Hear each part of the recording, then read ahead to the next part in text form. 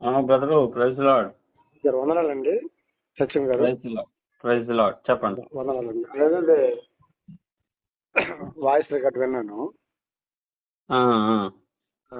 Voice record విన్నాను. అయితే మనం మనం అనుకున్న కంటెంట్ ఏంటంటే తండ్రి కుమార పరిశుద్ధాత్మ ముగ్గుర ఒక్కరై ఉన్నారా అనేది కంటెంట్. యేసుక్రీస్తు నిత్యత్వమా దేవుడే కాదంటే మేము నిత్యుడిని నమ్ముతాము, దేవుడిని నమ్ముతాం. దానికోసం డిబేట్ అవసరం లేదు. అవును, అదే పరలోకంలో పుట్టాడని నమ్ముతారు కదా. ఎవరు?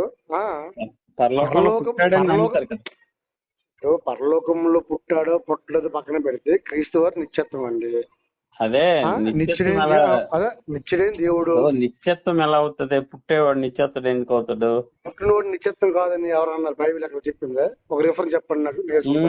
చెప్పింది కదా, నిత్యత్వం అంటేనే పుట్టకపోవడం. నేను అంది పుట్టినవాడికి నిత్యత్వం ఉండదని బైబిల్ ఒక రిఫరెన్స్ చూపించని అంటాను.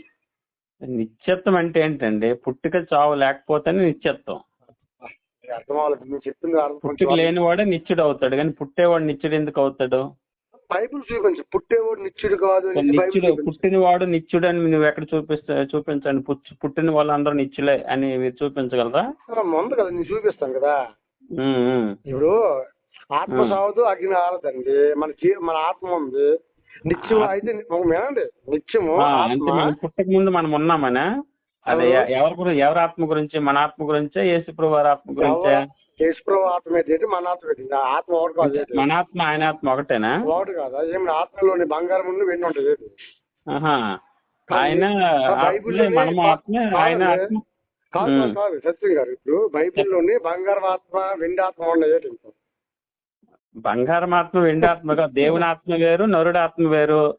దేవుని ఆత్మ వేరు, నరుని ఆత్మ సృష్టింపబడింది, దేవుని ఆత్మ అది నిత్యం ఉన్నది. ఆయన సృష్టించబడింది అంటే ఇప్పుడు అక్కడ ఇప్పుడు చెట్లు అంటే పుట్టలను తీసారంట మనకి. చెట్లు అంటే దేవుడు సృష్టించింది నరుడు ఆత్మ. దేవుడు లోపల నుండి కదా వచ్చాం మనము. దేవుడు లోపల నుంచి రావడం ఏంటండి? ఆయన సృష్టిస్తాం.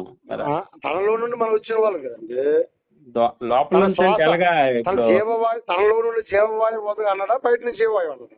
ఇప్పుడు లోపల నుంచి రావడం. సరేలే, మనం మాట్లాడుకుందాం. అక్కడ రిఫరెన్స్ స్కోర్ చేస్తే మనకి ఎన్ని రిఫరెన్స్ వస్తాయో లెక్క ఇస్తే. కానీ ఫస్ట్ మనకి చర్చించుకోవడానికి అంశాలు ఏంటంటే ముందు కొంచెం మనం ఆలోచిస్తాం. తండ్రి కుమార పరిశుద్ధ ముగ్గురుగా ఉన్నారు. ముగ్గురు దేవులుగా మేము నమ్ముతున్నాము. తండ్రి కుమార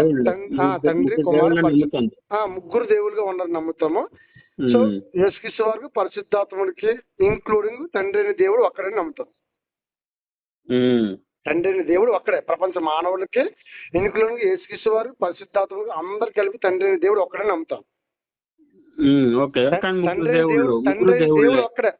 తండ్రి అయిన దేవుడు ఒక్కడే. యేసుక్రీస్తు వారు తండ్రిలో నుండి వచ్చిన వారు, పరిశుద్ధాత్మ తండ్రి నుంచి వచ్చిన వారని మేము నమ్ముతాం. సో తండ్రి నుంచి పుట్టారని నమ్ముతారు. తండ్రి నుంచి విడిపోయిందంటే పుట్టుక అవ్వచ్చు, విడిపోవచ్చు. అవన్నీ ఒక పర్యాపదాలు మనం మాట్లాడుకుందాం. అంటే మనలాగే ఆయన పుట్టాడు, ఆయనలాగే మనం విడిపోయి వచ్చామని మనం చర్చించుకునేటప్పుడు ఇవన్నీ లెక్కలు తేల్చి. అంటే మా కంటెంట్ చెప్తాను వినండి. అదే అంటే మీకు క్లారిటీ తెలియాలి కదా. ఇప్పుడు ఏంటంటే యేసుక్రీస్తు నిత్యుడు అంటే నిత్యుడని నమ్ముతాం. ఎలా నిత్యుడయ్యాడు నమ్ముతాం. ఓకేనా? యేసుక్రీస్తు దేవుడు అంటే దేవుడిని నమ్ముతాం. ఎలా దేవుడు మేము నమ్ముతాం. అంటే యేసుక్రీస్తు నిత్యుడిని నమ్ముతాం, దేవుడిని నమ్ముతాం. యేసుక్రీస్తు వారు ఒక పరలోకంలో మనకన్నా ముందు, అంటే లోకాల పుట్ట ముందు దేవుని సృష్టికి ముందుగా క్రీస్తు వారు ఉన్నారని నమ్ముతాం. తండ్రి అయిన దేవుడి నుండి వచ్చేవాడిని నమ్ముతాం. తండ్రి అయిన దేవుడి నుంచి అన్నిటికంటే ముందు ఆయన వచ్చాడు. దేవుని సృష్టికి ముందు ఆయన ఉన్నాడని నమ్ముతాం. పుట్టాడు దేవుని సృష్టి ముందు. ఓకేనా? సో ఇది మా కంటెంట్. అంటే తండ్రి కుమార పరిశుద్ధ ముగ్గురుగా ఉన్నారు. తండ్రి ద్వారా కుమారుడు, తండ్రి ద్వారా పరిశుద్ధాత్మ వచ్చాడని ముగ్గురు దేవులుగా ఉన్నారు. అయితే అందరికి తండ్రి అయిన దేవుడు ఒక్కడు. అందరు తండ్రి అయిన దేవుడు ఒక్కడు. తండ్రి, మనకు కూడా ఆయనే తండ్రి.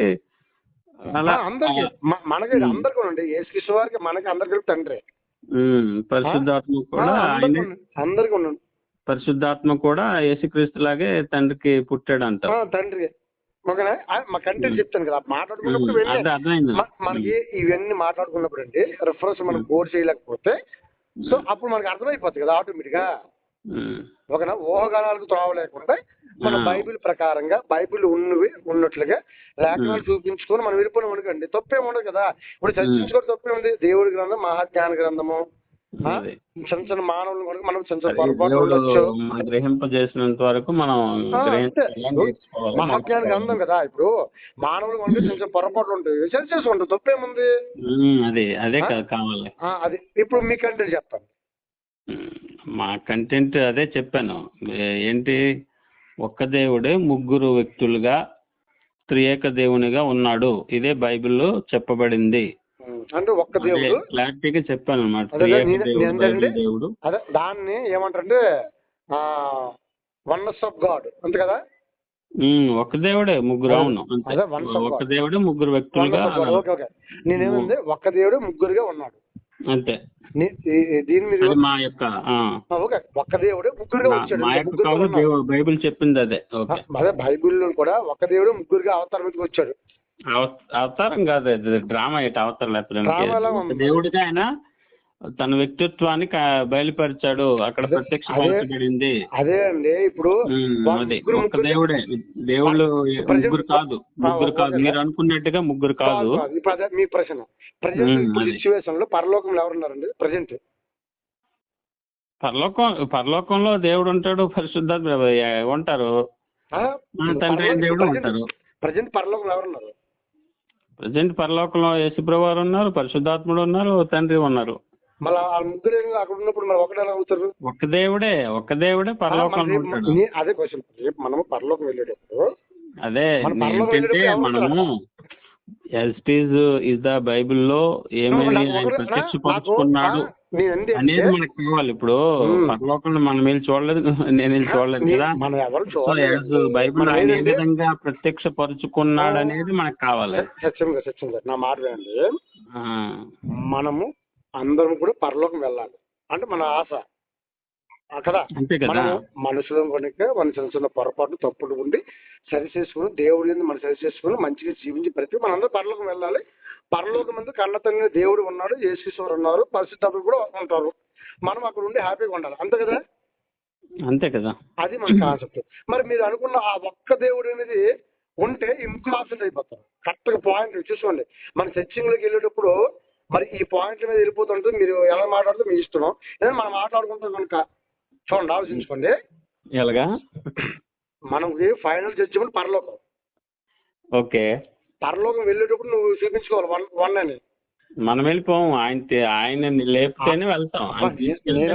నేనంటే అదేనండి. మనం పరలోకం వెళ్ళేటప్పుడు పరలోక వాతావరణంలో ఒక గారు ఒకే దేవుడు కనిపించాలి.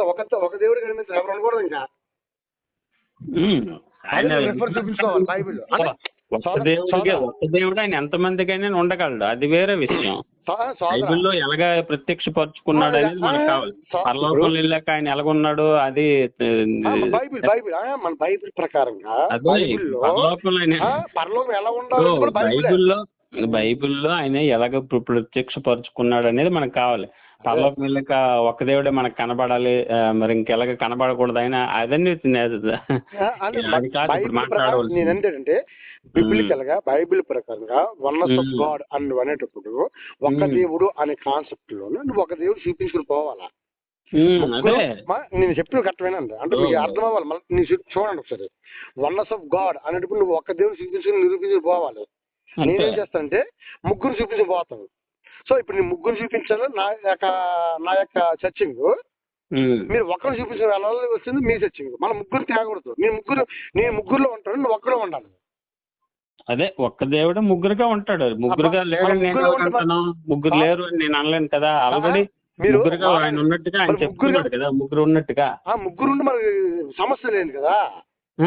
మరి ముగ్గురు చెప్పాడు కదా. నేను ఆ ముగ్గురు ఆ ఒక్కడే ముగ్గురు. ఆ ఒక్కడనేది నువ్వు పడుకో గట్టిగా. అదే మరి మేము ముగ్గురుగా ఉన్నామనేటప్పుడు మళ్ళీ నువ్వు ముగ్గురు ఉన్నారు అనుకో. మళ్ళీ వారు నాయన మీరేమంటారంటే వారు నాయన ముగ్గురు కాదరయ్యా ఒక దేవుడని ముగ్గురు వ్యక్తులుగా ఉన్నారు, మీకు అర్థం అవడం పరుచుకున్నాడు. కాకపోతే 30 మందిగా ఉండగలదు, 30,000 మందిగా ఎంత మందిగా ఉండగలదు, అది ఆయన ఇష్టం. ఆయన ఎలాగైతే వ్యక్తపరుచుకున్నాడో బయలుపరుచుకున్నాడో అదే మేము నమ్ముతున్నాం, అదే మేము నేను చెప్పింది వినండి కదా. నేనేమంటానంటే ముగ్గురు కావాలి 30,000 1,00,000 మంది పెట్టుకోండి, పర్లేదు. అది బైబిల్ చూపించుకోవాలా. నువ్వు 1,00,000 మంది ఊహించుకుంటే నేను ఒప్పను, కానీ నువ్వు 1,00,000 మంది బైబిల్లో రిఫరెన్స్ చూపిస్తే నేను ఒప్పుకుంటాను. నేను పెట్టుకోను. ఆల్రెడీ ఆయన ముగ్గురుగానే వ్యక్తపరుచుకున్నాడు. ఒక్క దేవుడు ముగ్గురుగా వ్యక్తపరుచుకున్నాడు, అదే మేము చెప్తున్నాం, అదే మేము నమ్ముతున్నాం. వినాలి, మీరు బాగా వినండి, పాయింట్ క్యాప్చర్. మీరు ఒక్క దేవుడు ముగ్గురు వ్యక్తపరుచుకున్నాడు అని రిఫరెన్స్ మనకు కోడింగ్ రావాలి. నువ్వు అక్కడ ఏమాత్రం కూడా నువ్వు ఊహించుకున్నా లేదా నువ్వు ఏ ఊహలకు వెళ్ళిపోయినా సరే అక్కడ మరి ఇంకెలా ఉంటుందంటే ఆ రిఫరెన్స్ ఒక్కడే అని దెయ్యాలు కూడా నమ్ముతున్నాయి, మనం కూడా నమ్ముతున్నాం. ఆ ఒక్కడే ముగ్గురుగా ఉన్నాడని కూడా మళ్ళీ అదే బైబిల్ చెప్తుంది. అదే మేము ప్రకటిస్తున్నాం, అదే మేము నమ్ముతున్నాం. అందుకనే ఒక్క దేవుడే ముగ్గురు వ్యక్తులుగా ఉన్నాడు, అందుకే త్రియేక దేవుడు అని పెద్ద పెట్టారు పేరు. త్రియేక దేవుడిని బైబిల్ త్రీ అంటే మూడు, ఏక్ అంటే ఒక్కడే, మూడు ఒక్కడే, ఏక్ అంటే ఒక్కడే, త్రీ అంటే మూడు, ముగ్గురు ఒక్కడే. బైబిల్ రిఫరెన్స్ పదం ఉండదు, మళ్ళీ దొరికిపోతా చూడండి. దెయ్యాలు కూడా ఒక్కడే నమ్ముతున్నాయి, మనం ఒక్కడే నమ్ముతున్నాం. ఆయన చెప్పాడు, నేను ఒక్కడనే చెప్పాడు, నేను ఒక్కడనే సృష్టించాను, నేను ఒక్కడనే రక్షిస్తున్నాను, నేను ఒక్కడే అని ప్రతి చోట ఆయన ఒక్కడనే చెప్తున్నాడు. అలాగే ఒక్కడని చెప్తూనే ఆయనకున్న ప్రతి లక్షణము ఆ ముగ్గురు వ్యక్తిత్వంలో కనిపిస్తుంది అన్నమాట. ఆ ముగ్గురు వ్యక్తిత్వం 40 మంది వ్యక్తిత్వం మనం చర్చించుకుని మాట్లాడుకుందాం, ఓకేనా? అదే అన్నమాట. ఇప్పుడు పాయింట్ మీరు గుర్తుంచుకోండి, నేను మరలా అంటున్నాను, ముగ్గురుగా కనిపిస్తున్నప్పుడు మేము ముగ్గురుగా ఉన్నాము, దాని మేము ముగ్గురుగా వ్యక్తపరుస్తున్నాము. ముగ్గురుగా ఉన్నారు, ఆయనకి ఏం డిస్టర్బ్ లేదు, ఆయన ఎవరి వలన 3 పాత్రలు అవసరం లేదు. ఆయన ముగ్గురుగా ఉన్నారనేసి వాళ్ళు ఏ సందర్భం లేకుండా తన కొడుకు కుమారుని ఈ లోపల పంపించాడని, తన కుమారుని పంపించాడని మేము నమ్ముతున్నాం. ఆయన మళ్ళీ సపరేట్గా లేడని. ఒకే కుమారుడు ఉన్నాడు, ఇంకో కుమారుడు లేడు, అద్వితీయ కుమారుడు.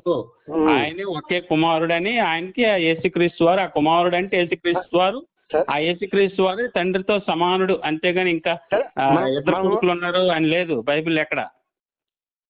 ఇద్దరు కొడుకులు ఏమి లేరు ఆయన. అలాగే మనం చర్చించుకున్నప్పుడు ఇవన్నీ మాట్లాడుకుందామండి.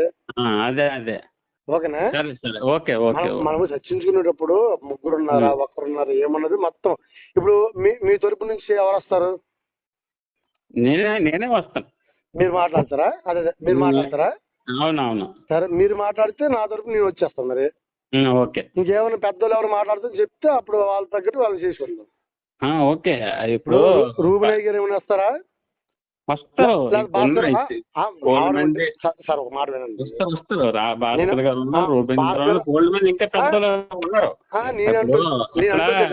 భాస్కరరావు గారు ఏమైనా వస్తారా? వస్తారు. నేను రావడం కాదు, చర్చించడానికి ఆయన ఏమి నిలబడతారా అంటాను. నిలబడతారు, ఆయన నిలబడతారు, రూబెన్ గారు నిలబడతారు, పెద్ద పెద్దలు ఉన్నా నిలబడతారు. ఇక్కడ నేను చెప్పింది ఏంటంటే 10 మంది నిలబడిన సరే కాదు, అక్కడ మాట్లాడింది ఇంపార్టెంట్. నువ్వు నేనున్నా అనుకో, వాళ్ళు సలహాదారులుగా ఉంటారు, నీకు సలహాదారుగా వాళ్ళు ఉంటారు, నాకు సలహాదారులు కొంతమంది ఉంటారు, మనం ఇద్దరం మాట్లాడతాం. మీకు గుర్తుంచుకో, మళ్ళీ మీరు చెప్పింది అక్కడ వినండి. మీరు నాతో మాట్లాడతారు ఉంటే మీరు నిలబడతారు, తక్కువ ఉన్న వాళ్ళు మీకు సలహాలు ఇవ్వాలా, నాకు సలహాలు ఇవ్వకూడదు. నాకు సలహాలు ఇవ్వడానికి లేదు, మీకు సలహాలు ఇచ్చుకొని మీరు మాట్లాడుకోవాలా. నా దగ్గర ఉన్న వాళ్ళు నాకు సలహాలు ఇస్తారు, నేను మాట్లాడతాను, మన ఇద్దరం నిలబడతాము. తక్కిన వాళ్ళు రెఫరెన్స్ స్కోర్ చేసుకున్నప్పుడు ఆ రెఫరెన్స్ అందించడానికి దీనికి వాళ్ళు ఉంటారు అక్కడ. అర్థమవుతుందా చెప్పింది? ఓకే. అలాగా, అంతేగాని వాళ్ళ మధ్యలో సయ్యం అంటారంటే అలాగే ఉండదు. వాళ్ళు ఎంతమంది ఉన్నా వాళ్ళు నీకే సలహాలు ఇవ్వాలి తప్ప మాకు ఇవ్వడానికి లేదు. మీరు నాకు కౌంటర్ ఇచ్చుకుంటారు, నేను నీకు కౌంటర్ ఇచ్చుకుంటాను. ఈ యొక్క టర్మ్స్ అండ్ కండిషన్స్ వాళ్ళకి చెప్పండి. ఎక్కడ మీరు ఎక్కడ ప్లేస్ మీరు రెడీ చేస్తే ఓకే, లేదా మేము ప్లేస్ రెడీ చేయమని ఓకే.